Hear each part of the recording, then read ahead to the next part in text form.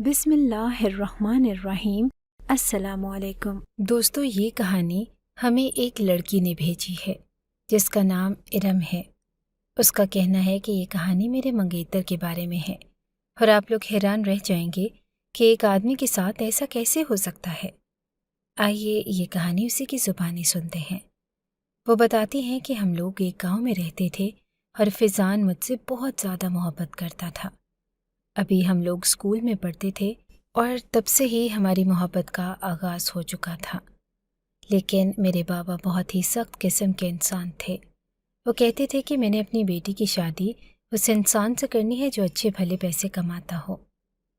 मैंने ऐसे इंसान से अपनी बेटी की शादी नहीं करनी जो हमारी तरह ही गरीब हो, क्योंकि मेरी बेटी बहुत खूबसूरत है। फिज़ान शक्ल व सूरत का तो खूबसूरत था, लेकिन उसे ज़िंदगी में मेहनत करने की आदत नहीं थी। इस बात का अंदाज़ा मुझे हो गया था। फिर भी जब मैंने उसे कहा कि मेरे माँ बाप मेरी शादी कर देंगे तो कुछ करता क्यों नहीं, तो उसने कहा कि मैं शहर जाता हूँ, शहर जाकर कुछ करूँगा, लेकिन तूने मेरा इंतज़ार करना है। मैंने कहा कि मैंने तेरे साथ ही निकाह करना है, इसलिए मैं तेरा इंतज़ार करूँगी। मैं तुझे इस बात का यकीन दिलाती हूँ कि मैं किसी और से शादी नहीं करूँगी और अपने आप को तेरे लिए संभाल के रखूँगी, लेकिन तू कुछ बन के वापस आना। उसने कहा कि ठीक है और वो शहर चला गया। कुछ सालों के बाद खबर आई कि वो वहाँ पे डॉक्टर बन गया है, लेकिन एक दिन उसने मुझे फ़ोन करके बताया कि मैं डॉक्टर नहीं, यहाँ पर एक वार्ड बॉय हूँ। ये सुनकर मैं हैरान रह गई, पर उसने कहा कि शहर वाले इतनी आसानी से कोई नौकरी नहीं देते। डॉक्टर बनना आसान नहीं है। डॉक्टर बनने के लिए 70-80 लाख रुपया लगता है, और मैं तो जेब में 500 रुपये डाल के निकला था, तो फिर डॉक्टर किससे बना। लेकिन अस्पताल में वार्ड बॉय हूँ, अच्छे खासे पैसे कमाता हूँ। यहाँ पर मुझे रहने के लिए जगह भी मिल जाएगी और बस तू अपने घर वालों को मना, निकाह करके तुझे ले जाऊँगा। मैं इस बात पे भी खुश थी क्योंकि मुझे पता था कि वाकई डॉक्टर बनना कोई इतना आसान नहीं था। हमारी ज़िंदगी की शुरुआत छूट पे होने वाली थी, लेकिन सोचा कि चलो मिल तो जाएंगे, क्योंकि इन 4 सालों में मैंने भी उसको बहुत ज़्यादा याद किया था। मैं भी तो उसके बगैर नहीं रह पाई थी, और फिर इतना ही कर सकता था वो। उसने कहा कि गरीब आदमी यही कर ले काफ़ी है। उसकी ये नौकरी सरकारी थी, इस बात की भी मुझे खुशी थी, और घर वालों को भी यही कहा कि डॉक्टर है, और उसने कहा कि मैं भी डॉक्टर बन के ही वापस आऊँगा, तो अपने घर वालों को तैयार कर ले। मैं बड़ी खुश हो गई। मैंने जब घर वालों को ये बात बताई, उसने कुछ तस्वीरें भेजी थी, वो भी दिखाई। घर में शादी की तैयारियां होने लगी। फिज़ान का इस दुनिया में कोई भी ना था और सिर्फ एक माँ थी जिसको कम नज़र आता था। उन्होंने भी तैयारी शुरू कर दी। जब वो यहाँ पे नहीं था तो मैंने ही उसकी माँ का ख्याल करना होता था। वो भी बड़ी खुश थी, मुझे पहले से ही अपनी बहू मान चुकी थी। शादी की तैयारियां होने लगी। हम सब लोग भी बहुत ज़्यादा खुश थे, और फिज़ान ने शादी से 2 दिन पहले आना था, लेकिन जिस हालत में सब लोग उसे उठा कर लाए, जब मैंने वो हालत देखी तो मैं हैरान रह गई। मुझे तो पता ही नहीं चला कि वो किस टाइम आया। एक बच्चे ने बताया कि फिज़ान भाई शहर से आ गए हैं, लेकिन 4 पैरों पे आए हैं। ये बात सुन के तो मेरी जान निकल गई। मैंने कहा कि बदतमीज़, तुझे पता भी है इसका मतलब क्या है? जो 4 कंधों पे आता है उसका क्या मतलब होता है? तो कहने लगा कि नहीं नहीं, वो तो जिंदा हैं, लेकिन उनको उठा के लाए हैं। मैंने कहा कि क्या हो गया? मेरा तो दिल बैठ हो गया, क्योंकि ऐसा भी होता है कि जब आपकी ज़िंदगी में सब कुछ ठीक होने लगता है तो अचानक से सब कुछ ख़राब हो जाता है। हम लोगों ने कितना इंतज़ार किया था और एक दूसरे की याद में कितना वक्त गुजारा था। कहीं ऐसा तो नहीं था कि 2 दिन बाद हमारा निकाह था और आज कोई हादसा हो गया था। अब मैं भाग के तो उसके घर नहीं जा सकती थी, क्योंकि गांव था। मैं तो मायूं बैठी थी, लेकिन अपनी छोटी बहन को भेजा तो वो कहने लगी कि मुझे तो किसी ने ज़्यादा करीब नहीं लगने दिया, लेकिन फिज़ान भाई की हालत बड़ी बुरी है। वो अजीब अजीब से झटके ले रहे थे और 1-1 मिनट के बाद उनको झटके लगना शुरू हो जाते थे। हाथ पाँव उनके कांप रहे हैं और वो पानी भी पी रहे थे, तो उनसे ग्लास नहीं पकड़ा जा रहा था, और सब लोग कह रहे थे कि हुआ क्या है, हुआ क्या, पर वो किसी को कुछ बता भी नहीं रहे थे। یہ خبر سن کر میں حیران رہ گئی۔ میری بہن اتنی سمجھدار تو تھی کہ اچھی طرح خبر لی تھی، لیکن اب میں کیا کرتی؟ شام ہوئی تو خبر ہمارے گھر بھی آ گئی اور خبر آئی کہ فیضان کی حالت کچھ ٹھیک نہیں ہے۔ پتہ نہیں اس کے ساتھ کیا ہوا ہے اور وہ کچھ بتا بھی نہیں رہا۔ اس لیے نکاح کی تاریخ کو آگے کرتے ہیں۔ جب کہتے ہیں کہ تمہاری شادی کروانی ہے ارم کے ساتھ تو کہتا ہے کہ میں نے کسی سے شادی نہیں کرنی، میں نے شادی کرنی ہی نہیں۔ آپ سب لوگ مجھے اکیلا چھوڑ دو۔ جب سے آیا ہے ٹھیک سے کھانا بھی نہیں کھایا اور پتہ نہیں اس کو کیا ہو گیا ہے۔ ہم نہیں چاہتے کہ آپ کی بیٹی ہمارے بیٹے کے نام پہ بیٹھی رہے۔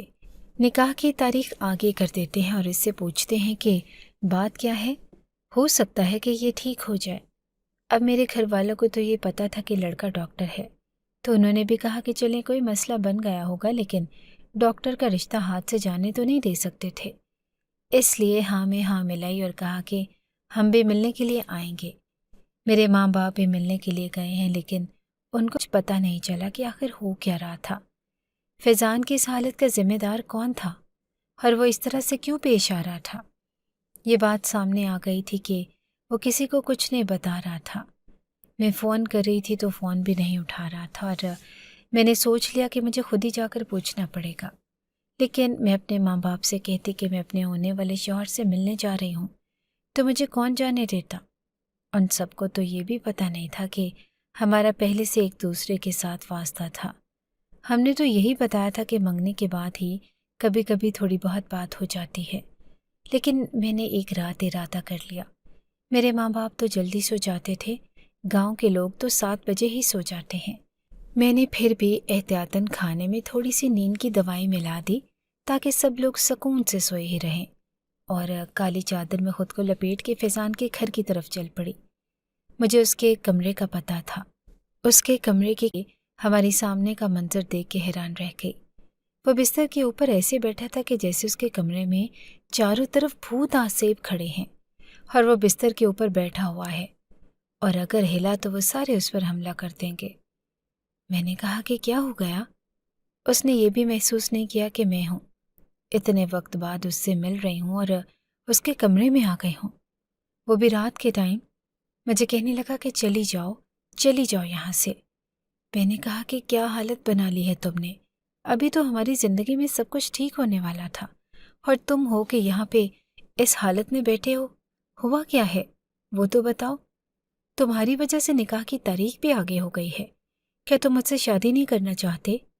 تو اس کا جواب سن کے میں حیران رہ گئی۔ وہ کہنے لگا کہ میں کسی سے بھی شادی نہیں کرنا چاہتا، مجھے شادی کرنی ہی نہیں، تم دور چلی جاؤ مجھ سے۔ تم بہت اچھی ہو لیکن تم میری زندگی میں نہیں آنا، ورنہ نہیں، تم دور چلی جاؤ مجھ سے۔ تم بہت اچھی ہو لیکن تم میری زندگی میں نہیں آنا، ورنہ تمہاری زندگی برباد ہو جائے گی۔ میں تم سے بڑا پیار کرتا ہوں پر تم چلی جاؤ، بس چلی جاؤ۔ ارم اپنی جان بچاؤ اور نکل جاؤ یہاں سے۔ میں نے کہا کہ ایسے کیوں بیٹھے ہو اور یہ تمہارے ہاتھ پاؤں کیوں قابو میں نہیں آ رہے؟ کیا کیا ہے تم نے؟ اس کے ہاتھ پاؤں بالکل قابو نہیں آ رہے تھے۔ ہمارے گاؤں میں اور بھی 2-3 عورتیں تھیں جن کو بڑھاپے میں یہ بیماری ہو گئی تھی کہ ان کے ہاتھ پاؤں ہلتے رہتے تھے، لیکن ہم یہ سمجھتے تھے کہ جب انسان بہت زیادہ بوڑھا ہو جاتا ہے، 80 سال سے اوپر ہو جاتا ہے، تو تب اس کے ہاتھ پاؤں ایسے ہی ہلنا شروع ہو جاتے ہیں۔ لیکن فیضان تو جوان جہان تھا، پھر اس کی ایسی حالت کیسے ہو گئی؟ اب تو اسے دیکھ کر مجھے رونا آ رہا تھا۔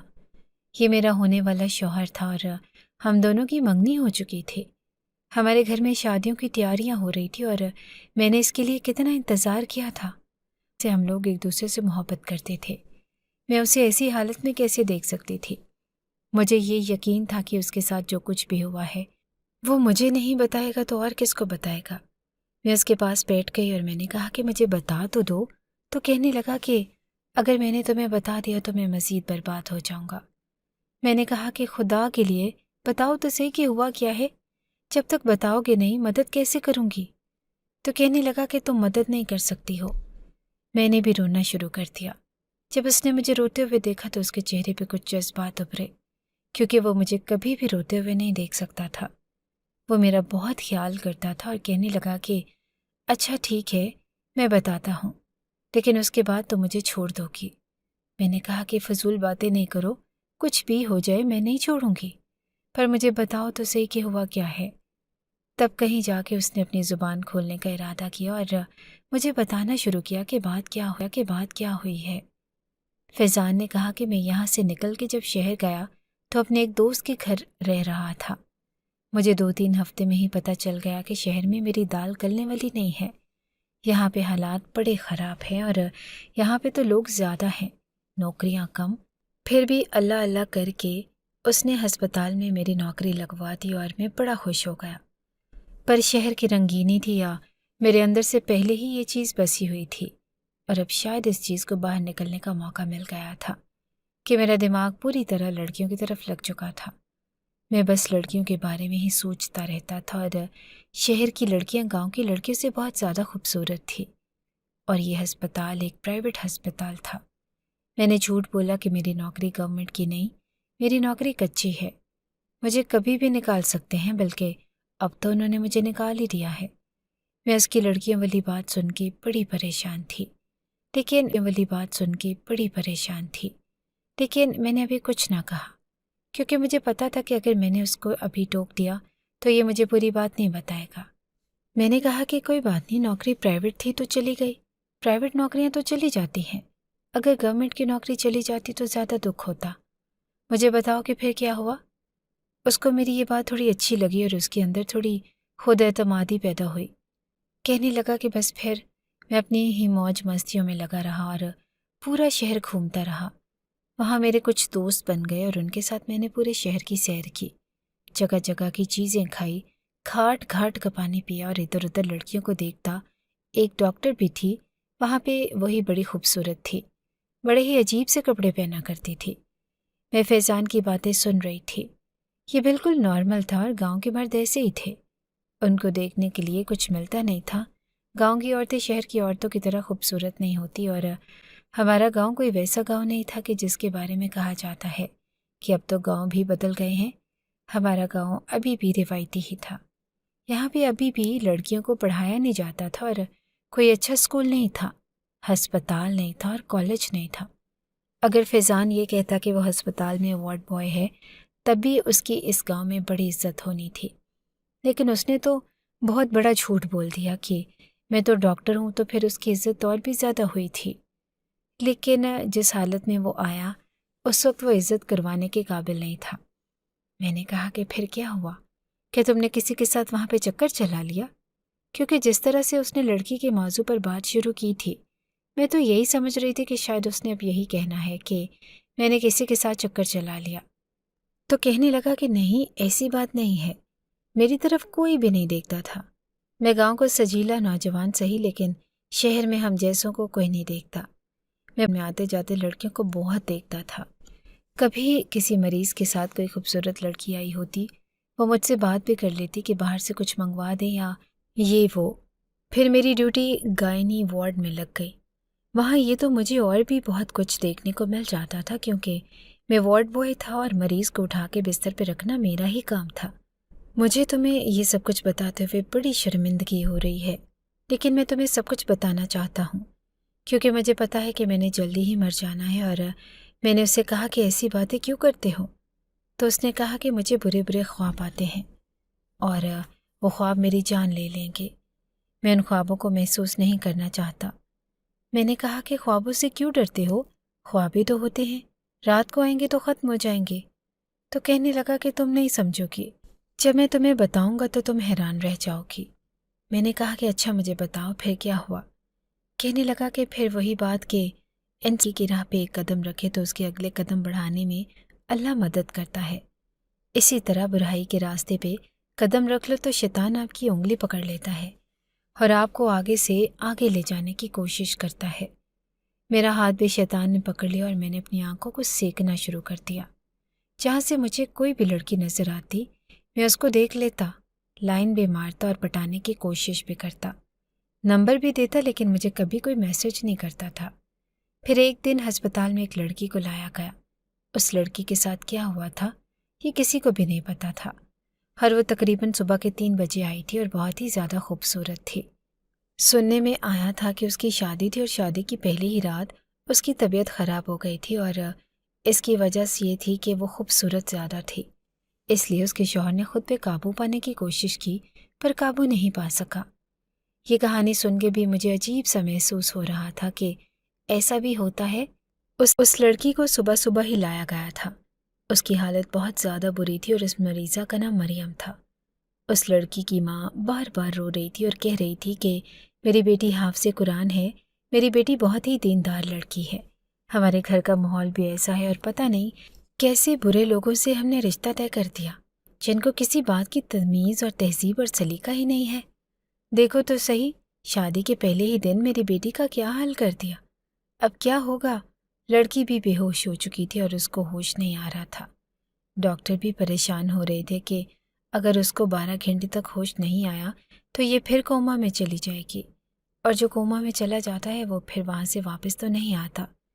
فیضان بول رہا تھا جب میں نے اس کی بات کاٹ دی اور میں نے اس سے پوچھا کہ کیا وہ لڑکی جس کا نام مریم تھا بہت زیادہ خوبصورت تھی، تو کہنے لگا کہ ہاں بہت ہی زیادہ خوبصورت تھی۔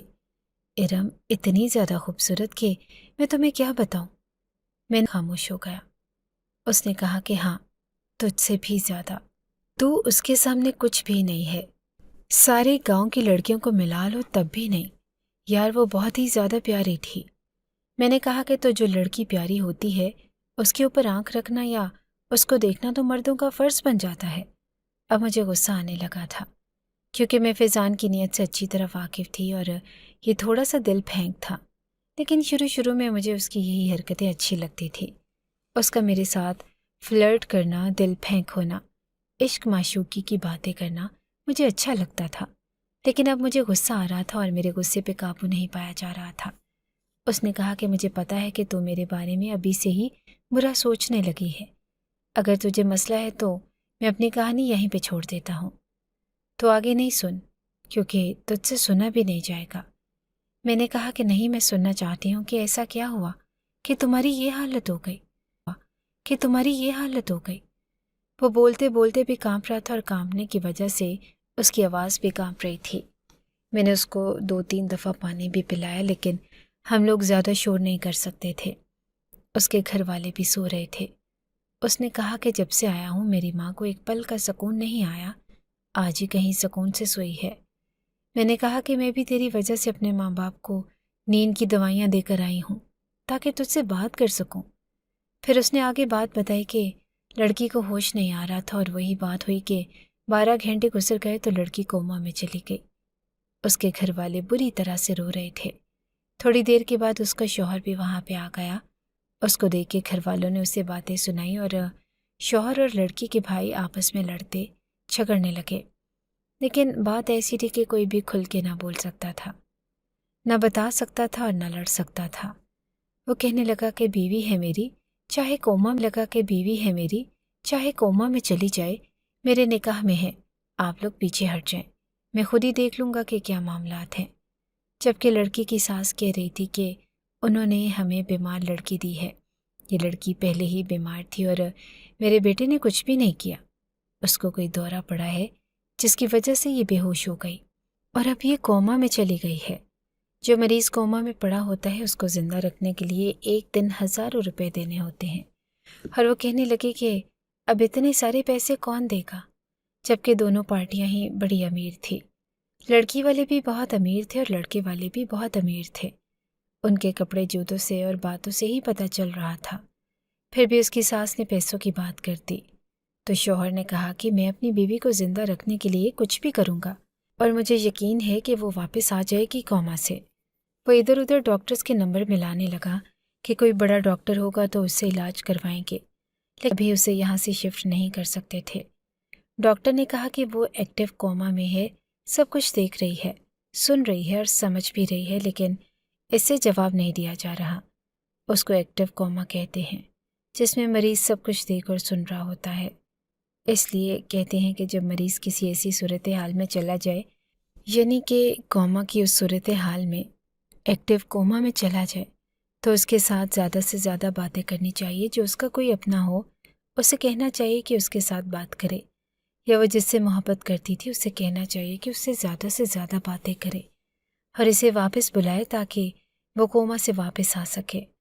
اگر کوئی ماں ہے تو اس کے بچے کو اس کے پاس رکھ دیا جائے، تو وہ اپنے بچے کی رونے کی آواز سن کے ہوش میں آ جاتی ہے، یا بیوی ہے تو اس کے شوہر کو کہا جائے کہ وہ اس کے ساتھ باتیں کرے۔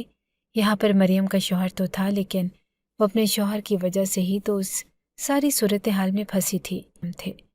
فیضان نے آگے بتایا کہ میں اس لڑکی کے کمرے کو صاف کرنے کے بہانے کبھی کبھی اندر چلا جاتا تھا، ہر کبھی مشینز کو چیک کرنے کے بہانے، اور اکثر میں وہاں پر آتا جاتا رہتا تھا۔ وہ لڑکی سوئی ہوئی بھی قیامت لگ رہی تھی اور آفت لگ رہی تھی، بلکہ سوئی ہوئی تو اس کی خوبصورتی اور بھی زیادہ بڑھ گئی تھی۔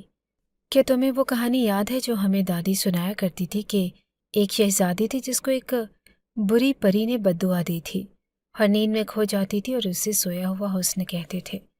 یہ لڑکی بھی بالکل ایسی ہی تھی، لیکن وہ شہزادی تو اپنے شہزادے کی وجہ سے جاگ جاتی ہے، اور میں بھی اب مریم کے لیے خود کو وہ شہزادہ سمجھنے لگا تھا۔ میرا دل کرتا تھا کہ میں اس کو دیکھتا رہوں اور وہ مجھ سے بات کرے، وہ اٹھ جائے اور میں اس کا ہاتھ پکڑوں، اور اسی طرح میرے دل میں برے برے خیال آنے لگے، اور میری نیت بالکل ہی بری ہونے لگی، اتنی بری کہ جس کے بارے میں میں نے کبھی سوچا بھی نہیں تھا۔ فیضان اپنی کہانی سنا رہا تھا، اور میرے اندر جو طوفان اٹھ رہے تھے وہ میں ہی جانتی تھی۔ میرا ہونے والا شوہر اور میری موجودہ محبت کسی لڑکی کے بارے میں نہ صرف تعریفیں کر رہا تھا، بلکہ یہ کہہ رہا تھا کہ اس کے حسن کو دیکھ کے میری نیت بھی خراب ہو رہی تھی۔ وہ ٹھیک کہہ رہا تھا کہ اگر مجھے پوری بات پتہ چل گئی تو شاید میں اس کو چھوڑ کے چلی جاؤں گی، کیونکہ اس کے ساتھ یہی ہونا چاہیے تھا۔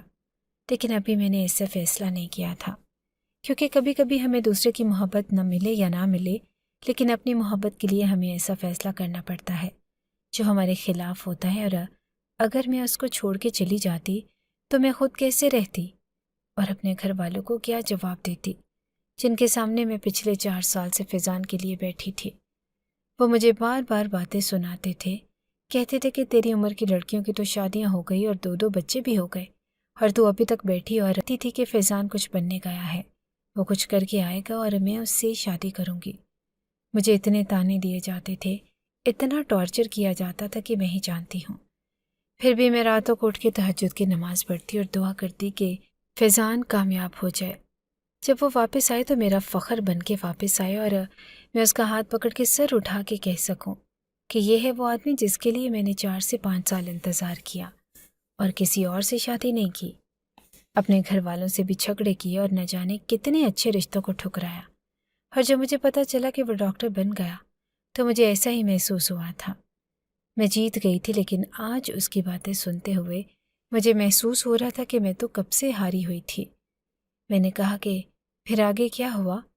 میں نے اپنے آنسو اور اپنے جذبات کو چھپایا تو کہنے لگا کہ وہ دن میری زندگی کا سب سے برا دن تھا۔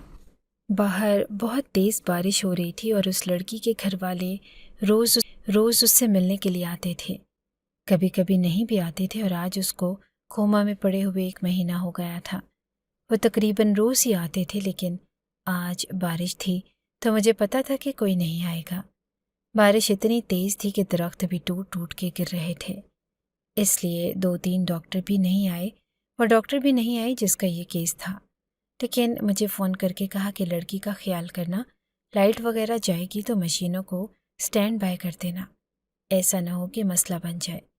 یہ بہت بڑا ہسپتال تھا، یہاں پہ لائٹ جاتی تھی تو پھر بھی مشینیں تو بند نہیں ہوتی تھی، لیکن کبھی کبھی کوئی مسئلہ بن بھی سکتا تھا، اسی لیے نظر رکھنی پڑتی تھی۔ اور میں نے کہا کہ فکر ہی نہ کریں۔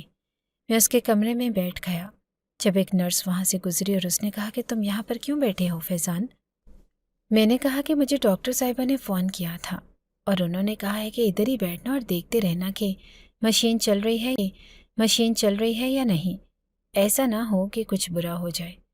تو نرس نے کہا کہ تمہارا کام تو بڑا آسان ہے، تمہیں تو بیٹھنے کے کام ملتے ہیں، ہمیں تو بھاگ دوڑ کے کام ملتے ہیں۔ چلو ٹھیک ہے، تم بیٹھو، ویسے میں اسی کو چیک کرنے آ رہی تھی۔ میں نے کہا کہ نہیں، سب خیر ہے، میں بیٹھا ہوں، تم فکر نہیں کرو۔ وہ وہاں سے چلی گئی اور جب میں نے مریم کو دیکھا تو میرے دماغ میں عجیب سا فطور سوار ہونے لگا۔ میں آگے بڑھنے لگا اور میرے ہاتھوں سب کچھ میرے قابو میں نہیں تھا۔ میں نے آگے بڑھ کے اس کی طرف ایک نظر دیکھا اور میں اس کے ساتھ باتیں کرنے لگا کہ تم کتنی خوبصورت ہو، لیکن تمہاری زندگی میں جو مرد آیا ہے وہ نہایت ہی برا آدمی ہے، جس نے تمہیں اس مقام تک پہنچا دیا۔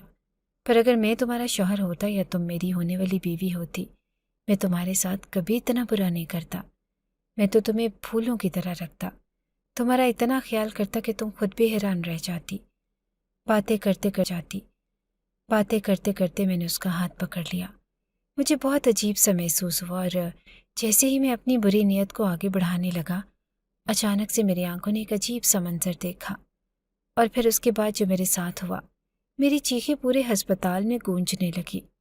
جب کوئی عورت چلاتی ہے تو وہ آواز بھی بڑی ہیبت ناک ہوتی ہے کہ کوئی درد سے یا ڈر سے یا مصیبت سے چلا رہی ہے، لیکن جب ایک مرد پورے ڈر اور خوف سے چلاتا ہے تو اس کی آوازیں عورت سے بھی زیادہ ہیبت ناک اور عجیب سی ہوتی ہیں، جس کو سن کے عجیب سی طبیعت ہو جاتی ہے کہ یہ کیا ہو رہا ہے۔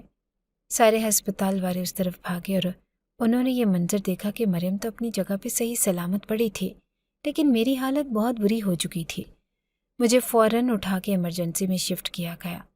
مجھے دورہ پڑ گیا تھا اور میرے ہاتھ پاؤں عجیب طریقے سے ہل رہے تھے اور اپنی جگہ پر نہیں آ رہے تھے۔ بس اس کے بعد سے میری یہی حالت رہنے لگی، اور ان لوگوں نے بھی پریشان ہو کر مجھے کہا کہ تم اپنے گاؤں چلے جاؤ، اپنوں کے پاس چلے جاؤ گے تو شاید ٹھیک ہو جاؤ گے۔ ڈاکٹر نے کہا کہ اس کو ٹرائمر ہو گیا ہے۔ ٹرائمر اسی بیماری کو کہتے ہیں جس میں ہاتھ پاؤں ہلتے رہتے ہیں، قابو میں نہیں آتے، لیکن وہ لوگ حیران تھے کہ اچانک کسی کو ٹرائمر نہیں ہوتا، یا تو اس کے ساتھ کوئی حادثہ ہوا ہو یا اس کے ساتھ اوپر کسی چیز کا ری ایکشن ہو گیا، اس کی خاندانی بیماری ہو، لیکن میرے ساتھ ایسا کوئی معاملہ نہیں تھا۔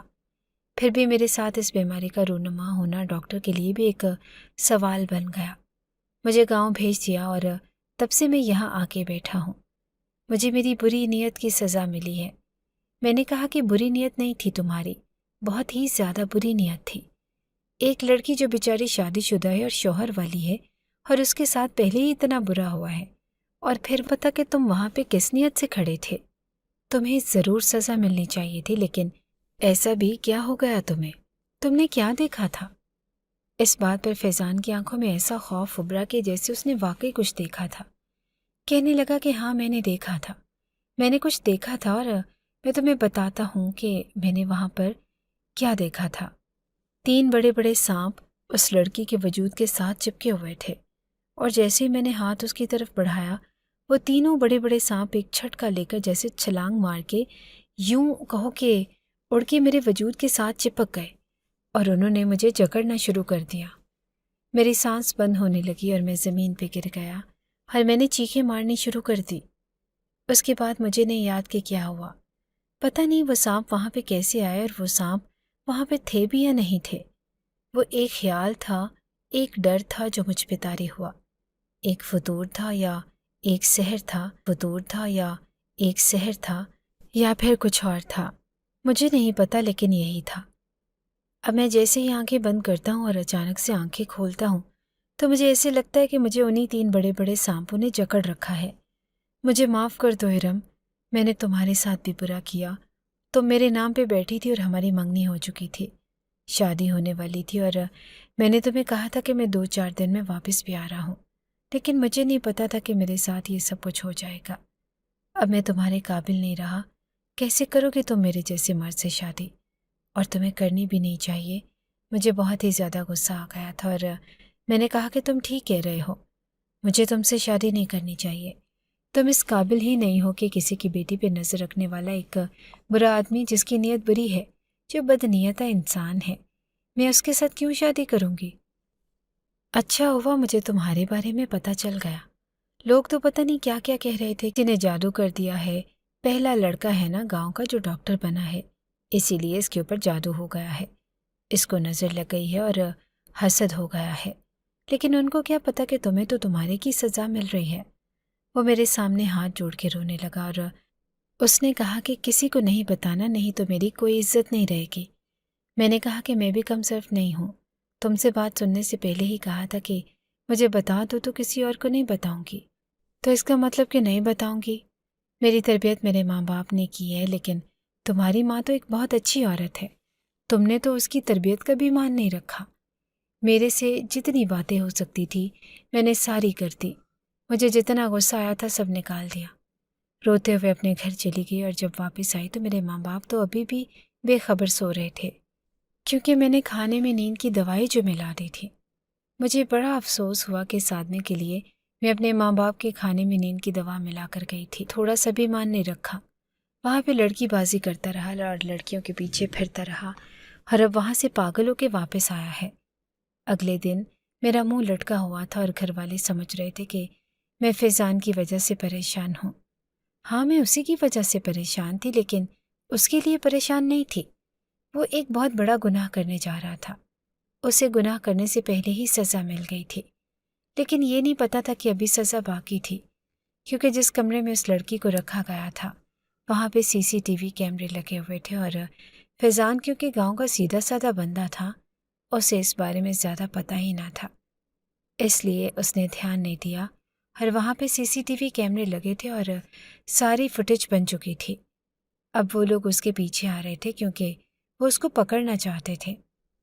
ان کا کہنا تھا کہ اس نے بہت غلط کیا، یہ کل کو ہمارے ہسپتال کا نام خراب کرے گا، اور اتنا ہی نہیں، اس لڑکی کو بھی بہت زیادہ غصے میں تھے جب اس کے پیچھے ہسپتال والے گاؤں تک آ گئے، کیونکہ اس نے ہسپتال میں کام کرنے سے پہلے اپنے بارے میں ساری معلومات تو وہاں پہ لکھوائی تھی، نمبر وغیرہ بھی لکھوائے تھے، لیکن ڈر کے مارے یہ فون نہیں اٹھا رہا تھا، اس لیے وہ لوگ خود آ گئے۔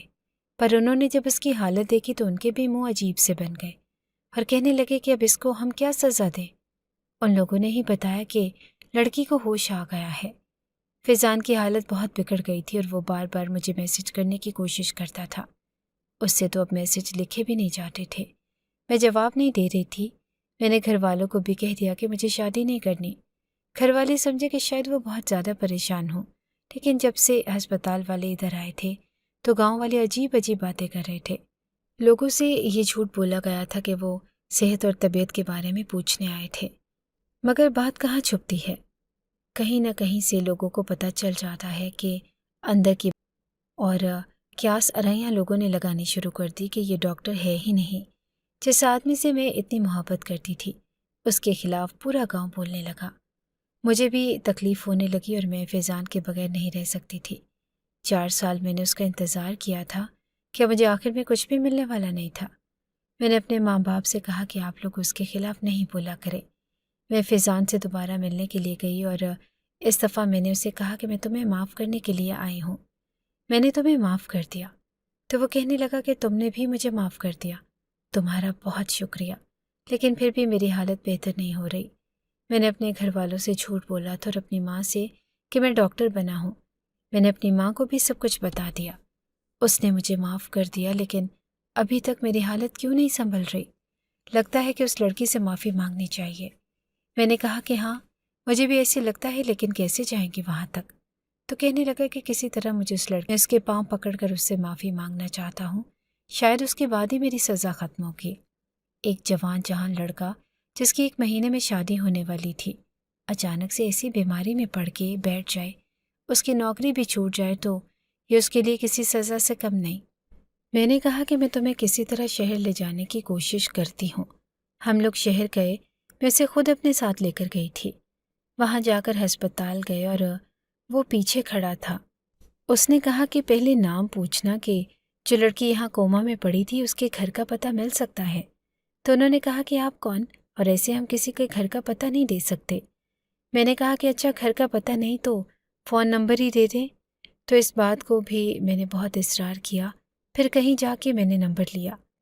اب یہ فون نمبر تو میرے پاس تھا، لیکن پتہ نہیں فون کس نے اٹھایا تھا۔ میں نے 1 دفعہ فون کیا تو کسی بوڑھی عورت نے فون اٹھایا۔ مجھے لگتا تھا کہ اس لڑکی کی طبیعت بھی ٹھیک نہیں تھی، اس لیے اس کا فون اس کے پاس تھا۔ ہم نے 4 دن شہر میں گزارے اور میں اپنے گھر والوں سے جھوٹ بول کر آئی تھی کہ میری دوست کی شادی ہے اور میں جا رہی ہوں، لیکن اصل میں فیضان کو لے کر یہاں آئی تھی۔ ابھی تک تو شاید میرے گھر والوں کو شک پڑ ہی گیا ہو اور شاید وہ مجھے باتیں ہی سناتے، اس لیے میں نے سوچا کہ اب جو کام کرنے آئی ہوں وہ کر کے ہی جاؤں۔ ہم لوگ پھر سے اپنے کام پہ لگ گئے۔ فون کیا تو اس دفعہ ایک لڑکی نے فون اٹھایا اور وہ لڑکی مریم تو نہیں تھی جو کوما میں تھی، لیکن یہ اس کی بہن تھی۔ میں نے جب بتایا کہ میں کون ہوں مجھے کس سلسلے میں بات کرنی ہے تو اس نے مریم کو ہی پکڑا دیا۔ مختصر اپنے بارے میں نے فون پر یہی بتایا کہ جس نے آپ کے ساتھ برا کرنے کی نیت کی تھی میں اس کی منگیتر ہوں۔ ہم آپ سے ملنا چاہتے ہیں، کیا کوئی راستہ نکل سکتا ہے؟ پہلے تو وہ چپ ہو گئی، پھر اس نے اپنے گھر کا پتہ میسج کر دیا اور کہا کہ شام کو آ جانا۔ ہم گھر کا پتہ میسج کر دیا اور کہا کہ شام کو آ جانا۔ ہم لوگ وہاں گئے تو بہت ڈرے ہوئے تھے، پتہ نہیں وہ لوگ ہمارے ساتھ کیا کرتے، کہیں ہم سے بدلہ ہی نہ لے لیتے، لیکن ایسا کچھ نہیں ہوا۔ انہوں نے ہمیں عزت سے ڈرائنگ روم میں بٹھایا اور چائے پلائی۔ اس کے بعد وہ لڑکی ڈرائنگ روم میں آئی۔ وہ ابھی بھی چیئر پر بیٹھی تھی۔ ظاہر ہے اتنے وقت کوما میں رہنے کے بعد شاید ابھی اس کے پاؤں ٹھیک نہیں ہوئے تھے۔ میں نے پہلے اپنا تعارف کروایا اور پھر حال چال پوچھا۔ میں نے اس سے بھی پوچھا تو کہنے لگی کہ آہستہ آہستہ ٹھیک ہو رہی ہوں۔ میں نے کہا کہ معاف کر دیں۔ فیضان بھی سر جھکا کے بیٹھا تھا، ابھی ابھی اس کے ہاتھ کانپ رہے تھے۔ اس نے فیضان کو ایک نظر دیکھا اور کہا کہ کر دیا میں نے معاف، کیونکہ اسی دن کے بعد میں کوما سے باہر آئی ہوں اور اسی کی وجہ سے آج میں یہاں پر بیٹھی ہوں۔ یہ بات سن کے ہم لوگ حیران ہو گئے۔ وہ کہنے لگی کہ ہاں مجھے سب کچھ سنائی دے رہا تھا، سب کچھ دکھائی دے رہا تھا، اور بس مجھ سے پلٹ کے جواب نہیں دیا جا رہا تھا۔ وہ احساس بہت برا تھا، لیکن جب اس کے ارادوں کے بارے میں نے سنا، کیونکہ یہ میرے سے باتیں کر رہا تھا، تو میرے دماغ نے زور لگایا اور جب یہ بری طرح چلایا تو میں کوما سے باہر آ چکی تھی۔ لیکن تھوڑی دیر کے بعد میں نے حرکت شروع کی اور میری آنکھیں کھل گئی۔ مجھے نہیں پتا کہ اس نے صحیح کیا یا غلط کیا، اس کی وجہ سے ہی میں کوما سے واپس آئی ہوں۔ آپ کا شوہر وہ کہاں ہے؟ اس نے مجھے عجیب نظروں سے دیکھا۔ کہنے لگی کہ تمہیں میری ساری کہانی کے بارے میں پتہ ہے؟ میں نے کہا کہ ہاں۔ کہنے لگی کہ کوما سے واپس آنے کے بعد سب سے پہلا کام اس سے خلا لینے کا ہی کیا ہے۔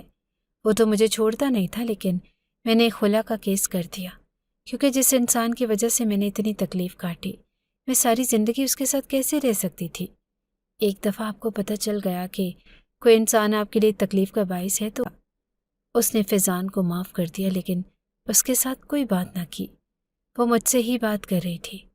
فیضان بھی بس سر جھکا کے ہاتھ جوڑ کے بیٹھا تھا۔ اس نے بھی کوئی بات نہ کی اور ہم لوگوں نے اس کا شکریہ ادا کیا کہ چلو اس نے معاف تو کیا۔ ہم جب واپس جانے لگے تو انہوں نے ہماری ہتھیلی میں کچھ پیسے پکڑا دیے۔ پیسے مجھے بہت زیادہ لگ رہے تھے، پر میں نے دیکھے نہیں۔ میں نے کہا کہ یہ کیا؟ تو کہنے لگے کہ تم لوگ اتنی دور سے آئے ہو، تمہارے کام آئیں گے۔ مجھے پتا ہے کہ تم لوگوں کو پیسوں کی ضرورت رہتی ہے، اور وہ لوگ بہت امیر اور کھاتے پیتے گھر سے تھے۔ میں نے شکریہ ادا کیا اور راستے میں جب پیسوں کو گنا تو حیران رہ گئی۔ یہ تو لاکھ سے اوپر کے پیسے تھے، 5,000 کے نوٹ لگ رہے تھے۔ میں نے فیضان سے نکاح کرنے کا وعدہ کیا تھا۔ میرا خاندان باتیں کرنے لگا کہ ایک بیمار آدمی سے تم شادی کر رہی ہو، لیکن میں نے کسی کی نہیں مانی۔ انہوں نے مجھے گھر سے نکال دیا۔ جو میرے پاس پیسے تھے جو مجھے اس لڑکی نے دیے تھے، اسی سے ہماری شادی ہوئی اور فیضان کا تھوڑا بہت علاج شروع کروایا۔ آہستہ آہستہ وہ ٹھیک ہونے لگا۔ آج اس بات کو 2 سال ہو گئے ہیں اور اب فیضان پہلے سے بہتر ہو رہا ہے۔ اس نے رکشہ لے لیا ہے اور وہ بیٹھ کے رکشہ چلاتا ہے، کیونکہ اس کی حالت پہلے سے کافی بہتر ہو گئی ہے۔ میرے گھر والے بھی آہستہ آہستہ لچک کا مظاہرہ کر رہے ہیں کہ سب کچھ ٹھیک ہو جائے گا۔ اس لڑکی مریم سے میری دوبارہ بھی بات ہوئی تھی۔ رکشہ لینے کے پیسے بھی اسی نے دیے تھے۔ اللہ کا شکر ہے کہ فیضان بھی اب بہت بدل گیا ہے اور ہماری شادی بھی ہو گئی ہے۔ میرے ساتھ بہت اچھے طریقے سے رہتا ہے۔ یہ اصل زندگی ہے، نہ کوئی فلم ہے، کوئی کسی کا لکھا ہوا ناول نہیں ہے کہ اگر کچھ ٹھیک نہیں ہو رہا تو اس کو چھوڑ دیا، ختم کر دیا اور دوسرا راستہ چن لیا۔ ایسا نہیں کر سکتی تھی۔ فیضان سے محبت کرتی تھی اور اسی کے ساتھ رہنا تھا، اس لیے اس کو بہتر کرنے کی کوشش کی، اور وہ واقعی پہلے سے بہت زیادہ تبدیل ہو گیا ہے۔ بہت خیال کرتا ہے میرا، اور میں اس کے ساتھ بہت زیادہ خوش ہوں، اور اللہ کا بڑا کرم ہے، حلال کی روزی کماتا ہے، مل جل کے کھاتے ہیں۔ گاؤں والوں کو بھی پتہ چل گیا کہ اس نے ڈاکٹر والی بات بھی جھوٹ بولا تھا، اور گھر والوں کو بھی سب نے پہلے بہت باتیں سنائی، لیکن وہ کہتے ہیں نا کہ اگلے دن نئی خبر آ جاتی ہے، اور پچھلی خبر کو۔ اگر آپ کو ہماری یہ کہانی اچھی لگی ہے تو ہماری کہانی کو لائک کیجیے اور اس طرح کی مزید کہانیاں سننے کے لیے ہمارے چینل کو سبسکرائب کیجیے۔ کہانی سننے کا شکریہ۔ آپ سے ملاقات ہوگی اگلی ویڈیو میں، تب تک کے لیے اللہ حافظ۔